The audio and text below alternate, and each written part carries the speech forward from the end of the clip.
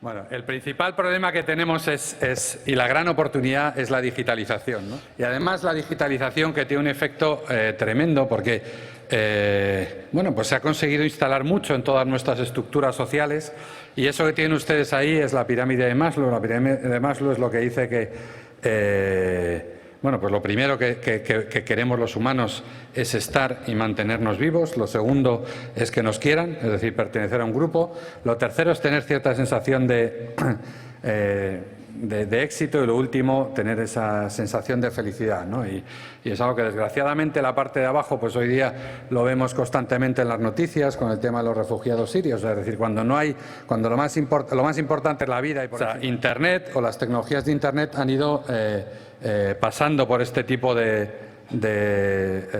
digamos, de estadio. Lo primero era existir, lo segundo es pertenecer a grupos y nosotros, como saben, dentro de Barrabés tenemos dos grandes divisiones, una que se dedica al retail y que es el primer, barrabés.com fue el primer e-commerce de Europa, el primer sitio donde se podía comprar. En el año 93 no se compró nada hasta unos años después porque la gente no compraba, pero tuvimos esa capacidad. Pero barrabés.com no es una tienda, es una comunidad donde además se compra. Y además ven ustedes pues redes sociales como Facebook, Twitter, que técnicamente la verdad que son bastante pobres, o sea, hablar en 140 caracteres, pero la necesidad de comunicación y la necesidad de compartir es tan grande que la gente los usa, ¿no? Y ahora han salido en Internet hace unos años cursos de estos que ustedes pueden hacer o que todos podemos hacer online, como Coursera, edX, Miriada X aquí en España y alguna iniciativa que lo que permite es que yo pueda dar clase con un premio Nobel a través de Internet. No recibo un título, no recibo una certificación, luego puedo acceder a ella quizá, pero tengo acceso a ese contenido. Y los humanos hemos ido escalando ese entorno. Si nos vamos a la banca, clarísimamente la banca se ha posicionado ahí. Ahora la banca empieza a ser retada por algunos modelos de estos que han oído hablar de crowdlending o crowdfunding, es decir, que a través de Internet, como es muy barato acceder, todos podemos poner un poco de dinero para construir un préstamo, ¿vale? Entonces nos tenemos que digitalizar, sí o sí. Pero ¿qué pasa cuando nos digitalizamos? Cuando nos digitalizamos, como yo digo, abrimos la caja de Pandora. ¿Y por qué abrimos la caja de Pandora? Porque yo pienso, por ejemplo, soy una fábrica de pan y mi competidor vende pan por Internet. Y entonces, bueno, pues yo digo, bueno, en mi vertical yo tengo que ser el líder, empiezo a vender también pan por Internet, digitalizo mi panadería, digitalizo mi tienda y ahora el supermercado puede vender mi pan sin que yo esté presente delante de la cara del cliente. ¿Por qué? Porque se me puede reintermediar. Cualquier cosa que se convierta en un objeto digital puede ser vendido por otro que tenga propiedades digitales. Y esta es una de las cosas en las que tenemos que empezar este camino, es decir, digitalizarse, tener presencia en Internet no es el final, no es el principio del final, como decía Churchill, sino quizá tan solo el final del principio, donde la marca realmente es líder. Y esta es una gráfica que a mí me gusta mucho, es la salida de todas las crisis de Estados Unidos y la salida de la crisis y la recuperación del empleo desde la Segunda Guerra Mundial. No hay ningún patrón, unas más profundas, otras más grandes. Esta última es la que hemos sufrido, es decir, se han tardado 78, 80 meses en recuperar el nivel de empleo que había antes de la crisis. Y la pregunta es ¿por qué? ¿Por qué se ha tardado tanto tiempo, casi el doble que la segunda y 3 veces más que cualquiera de las normales en recuperar el nivel de empleo que había antes de la crisis? Porque los empleos no son los mismos. Porque los nuevos trabajadores son personas que van atadas a un ordenador o a cualquier sistema digitalizado.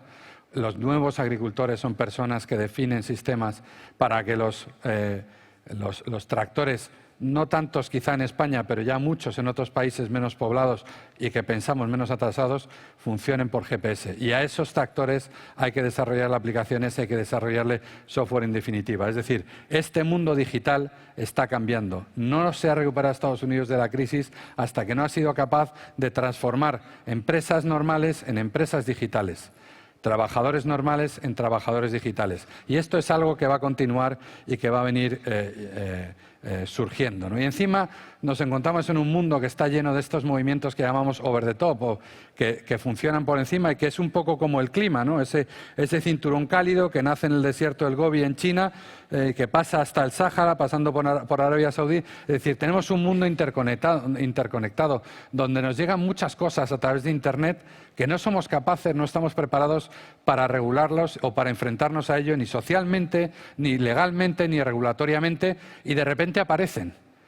Y en muchos casos aparecen y no estamos acostumbrados a ellos porque realmente no tenemos esa conciencia digital. No la tenemos como Europa, no la tenemos como países, no la tenemos como estados, como regiones y no la tenemos como personas. Y eso es algo que alguno de los otros grandes áreas del mundo, como puede ser típicamente Estados Unidos, sí lo está considerando. Y si se fijan, todos los campeones digitales que están surgiendo, Google, Apple, Microsoft, yo trabajé muchos años en Microsoft y es una empresa a la que quiero y que me dio muchas cosas y donde aprendí muchas cosas.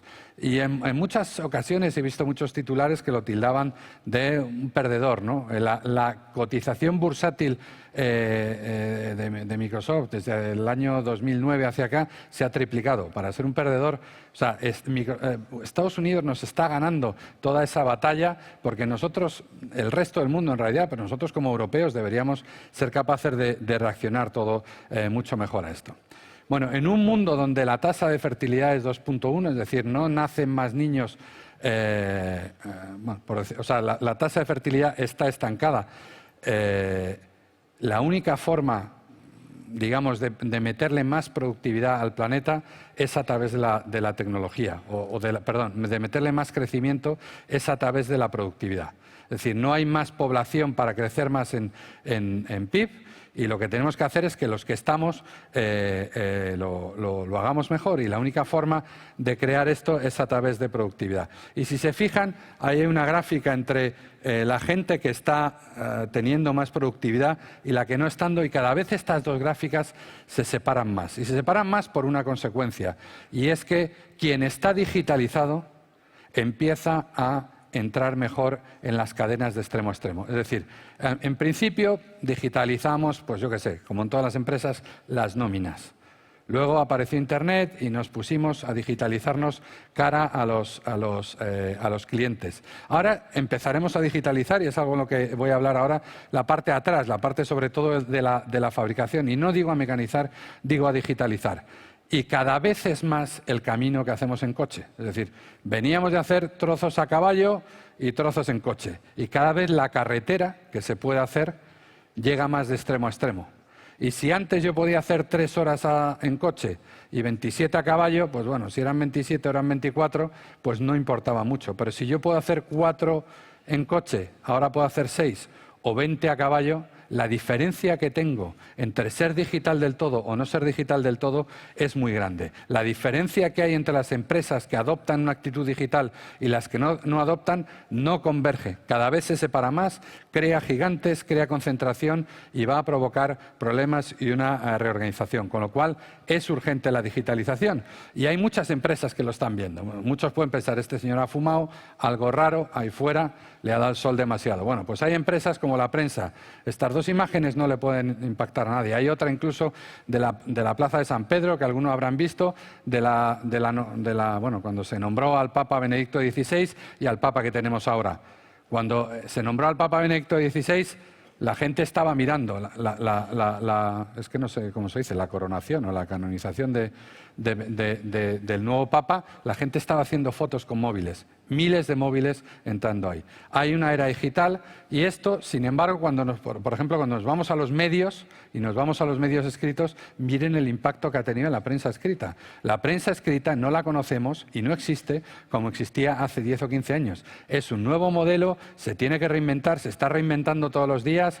Estamos constantemente viendo, hay un modelo publicitario, hay un modelo de contenido, pero jamás va a volver a ser lo que fue hace 15 años. Y esto viene porque digitalmente, cuando nosotros podemos hacer un montón de cosas y no las hacemos, el sistema económico en el cual se basa nuestra industria desaparece. Y aquí le pongo una industria, unos amiguetes, que no los conocía nadie, que eran los de la música. Los de la música, en 13 años, su negocio es 1/3 del que era.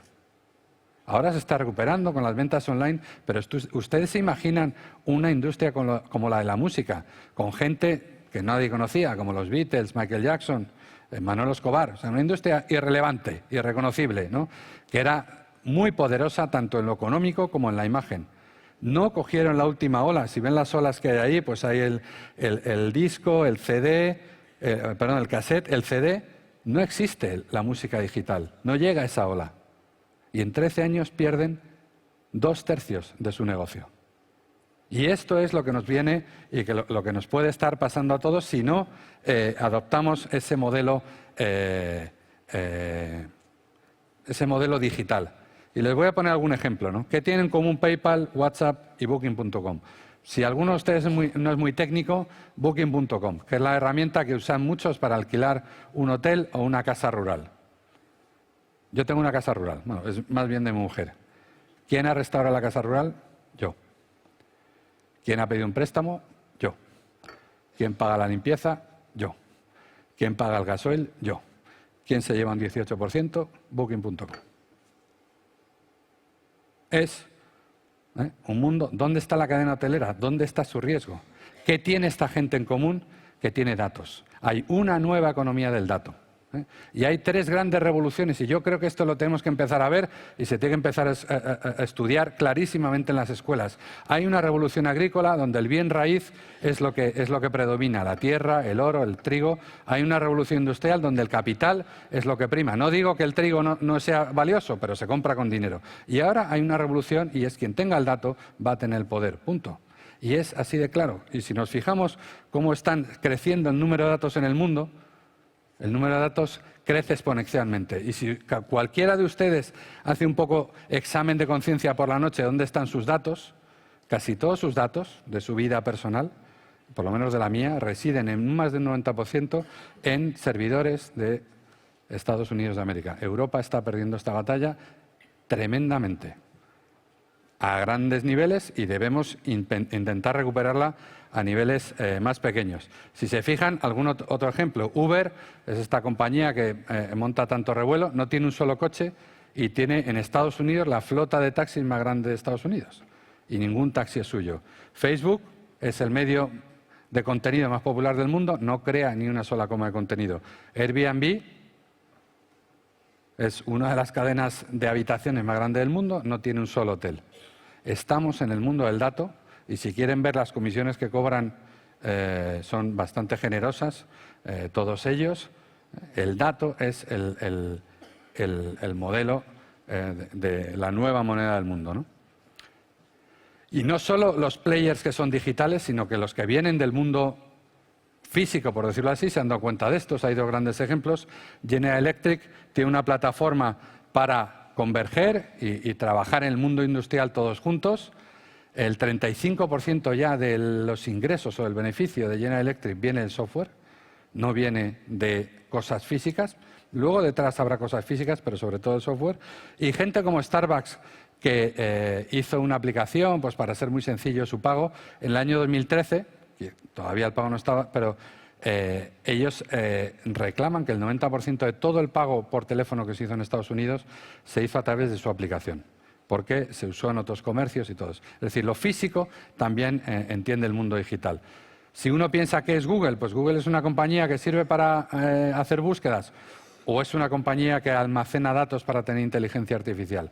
Google invirtió hace poco 3.500 millones en una compañía que se llama Nest, que básicamente es una regulación de la luz en casa, que estudia y es capaz de hacernos ahorrar energía, bueno, vía entender los datos que tenemos en casa, el mundo del dato. Y además nos vienen más tecnologías de lo que yo llamo la tormenta perfecta. Es decir, los datos se van a ver acosados por varias cosas. Primero, la seguridad. Segundo, Internet de las cosas. ¿Y qué es Internet de las cosas? Es ponerle un chip a un árbol y ver cómo crece. Y si ese árbol es caoba y tengo una plantación de 100.000 árboles y yo soy una compañía, según cómo crezca o no, cotizo en la bolsa de Nueva York. ¿A ustedes esto les parece una tontería? Esto existe ya. Igual ahora con la caoba, pero eso puede ser en los cerdos, que le pueda poner un chip cuando la tecnología esté un poco más avanzada. Hay otra tecnología que se llama Bitcoins, que se basa en lo que es blockchain, que permite un nuevo concepto de Internet distribuida. Con todos estos datos podemos generar inteligencia artificial. esta inteligencia artificial se basa sobre toda esa gran maraña de Big Data y encima nos viene una nueva tecnología de transporte móvil que se llama 5G, que es muy capaz de combinar datos protocolos de negocio en la misma transmisión de datos. Entonces, con esto vienen cosas como cuando combinamos seguridad, Internet de las Cosas y 5G, tenemos objetos conectados. Podemos estar en la Bolsa de Nueva York con árboles o con cerdos. Cuando además le metemos blockchain, una Internet distribuida, podemos tener desintermediación de negocio. Cuando además le metemos lógica embebida, podemos tener operaciones donde el humano no tiene nada que decir. Y cuando además le metemos inteligencia artificial, ni siquiera intervenimos en las operaciones, sino que además no intervenimos en las decisiones. Este es un poco el mundo que nos espera y este es el mundo que no es apocalíptico si no nos dejamos comer la tostada. Es un poco mi visión en todo esto. En los temas de Big Data, yo creo que ayer tuve una sesión y fue muy buena. Yo les aconsejaría que fuesen más al data que al big. Es decir, lo de tener miles de millones de datos está bien, pero desde el concepto interno de negocios cuando hay que empezar a tratar datos. Hay datos, por ejemplo, en el mundo del baloncesto, de cómo a los jugadores se les dan datos específicos, contra quién juegas mejor, contra jugadores altos, contra jugadores pequeños, cómo te das mejor por la derecha, por la izquierda, cuando estamos ganando. Todo eso se controla a día de hoy. Y a mí me gustaría acabar con dos cosas. Uno, el tema industrial. Hemos dejado, en algunas cosas estamos bien, en otras no estamos mal. Viene una gran ola, que es lo que nosotros llamamos la tercera revolución industrial, que es la digitalización de la industria. Es decir, un modelo de industria donde las cosas van a cambiar y donde gracias a la fabricación aditiva, es decir, la impresión de las cosas, la impresión de este panel, van a cambiar tanto cómo se van a fabricar las cosas, va a haber mucha impresión 3D o cosas similares, dónde se va a fabricar, y se va a fabricar mucho más cerca del consumidor de lo que se fabricaba hasta ahora, y quién lo va a fabricar, y no sabemos en muchas ocasiones quién lo va a fabricar. Están saliendo muchas startups en esto. Hay una gran diferencia entre lo que vemos ahora y lo que nosotros prevemos para el futuro, es decir, desde la producción en masa y la distribución del producto a todo el mundo, hasta el diseño para uso, en lugar de diseño para distribuir, las economías de alcance, o sea, para quién quiero todo esto, la customización, es decir, yo me imprimo un coche y según me lo imprimo, puedo imprimirlo verde o blanco. Esto, que hoy puede parecer una risa, pues bueno, ustedes tienen aquí cerca una empresa bastante potente de coches que a día de hoy ya está imprimiendo herramientas. Le queda muy poco para imprimir piezas del coche y muchas de las cosas que estamos haciendo. Y luego, la distribución, la manufactura, la fabricación es la que se distribuye. Que las cosas se están acercando, yo les pongo dos ejemplos grandes para que nadie se sienta aludido. Nike se lleva fábricas a Estados Unidos y Apple se lleva su gran fábrica de China, la lleva a Texas. Dentro de la fábrica de Apple en Texas apenas hay humanos, casi todos son robots, todo está digitalizado, los humanos están alrededor de la fábrica. El nuevo trabajador de la cadena es alguien que programa para alimentar esa fábrica. Y las nuevas máquinas que hay dentro de las fábricas tienen más software, o es más importante el software que la parte mecánica. De hecho, hay una marca ya japonesa que lo que ha creado es una tienda de aplicaciones para que los responsables de las fábricas se puedan ir bajando las aplicaciones de software que quieran ver, ¿no? Y hay que entender para quién estamos fabricando. Estamos arrimando la fabricación al usuario porque estamos haciendo la fabricación muchísimo más cercana a ese usuario, donde el diseño, las cosas bonitas, bien pensadas para su uso, adquieren cada día una importancia mucho más significativa, mucho más inteligente e integrada, que es lo que llamamos Smart Manufacturing. Hay muchos más otros conceptos como la modularidad, o sea, hacer cosas que puedan adaptarse a varios entornos, y algún otro ejemplo, como un fabricante alemán de coches que está trabajando con DHL. Es capaz el coche de reconocer, por estar conectado, que ese es el paquete que yo quiero recibir, y el señor de DHL me lo deja directamente en mi maletero, cierra el maletero y se va. Eso se puede hacer con tecnología de dentro de 6 meses o de dentro de 5 meses. Esto es un servicio, sin duda, de valor añadido. Michelin, que está metiéndole chips a los neumáticos y te puede cobrar por kilómetros. Muchas de las cosas que estamos haciendo. General Electric, que ha conseguido hacer un motor eléctrico 100% impreso en 3D.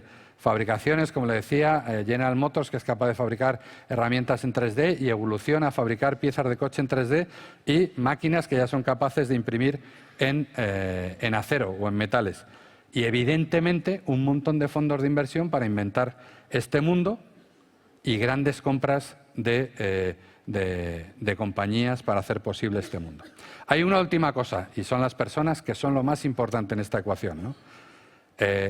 La cultura corporativa a día de hoy no está dando respuestas a las aspiraciones de las personas. Esto es un hecho y hay algo que deberíamos hacer. Hay un primer paso, que es el intraemprendimiento. Hay muchas preguntas que tienen que resolver las grandes y se pueden resolver desde dentro. Nadie conoce mejor el negocio y el dolor empieza siempre desde dentro de las empresas, ya sean medianas o grandes, pero hay que abrirse al talento hacia afuera. En Estados Unidos, que desgraciadamente o afortunadamente lo que pasa allí a los años aparece aquí, hay este modelo de empresas abiertas o de integración con los autónomos, donde el 34% de la fuerza laboral de Estados Unidos ya es autónoma, y si eso le juntamos las pymes, el 50% de la fuerza laboral de Estados Unidos es autoempleada. Son cosas interesantes. Es tendencia, mucha gente lo considera su primera opción laboral, es precario, aquí los sindicatos tendrían mucho que decir, es decir, como soy mi propio jefe, no me trato muy bien y hay que mejorar todos estos. Por sectores hay una gran penetración y a mí me gustaría acabar con esto. Y hay un último dato, que son las mujeres. Hay un dato de un informe de una famosa consultora que dice que si todos los países del mundo adoptasen la mejor práctica en políticas o en metodologías de igualdad, de aquí al 2025 nos crece casi un Estados Unidos nuevo en el mundo. O sea, tendríamos una riqueza superior, hablando de mujeres, perdón, de la incorporación de la mujer al mercado laboral. Si somos capaces de coger España la mejor práctica francesa, Francia la mejor Alemania, Alemania la mejor polaca, lo que sea, todo a nivel global, la incorporación de la mujer en condiciones de igualdad al mundo nos trae una riqueza de casi un Estados Unidos al mundo. Es decir, hay muchos retos, hay muchas posibilidades y hay grandes áreas donde podemos beneficiarnos y mejorar. El futuro está ahí. Si preguntamos a la gente, el Foro Económico Mundial preguntó y la respuesta es que el 72% de las empresas creen que el desarrollo de ese Internet industrial, que es lo último que nos falta en meter en la digitalización, será disruptivo, y un 79% de ellos piensan que lo más disruptivo pasará en los próximos 5 años y que sin duda les va a afectar a ellos. Y ya he acabado. Muchísimas gracias. Perdón por el inicio.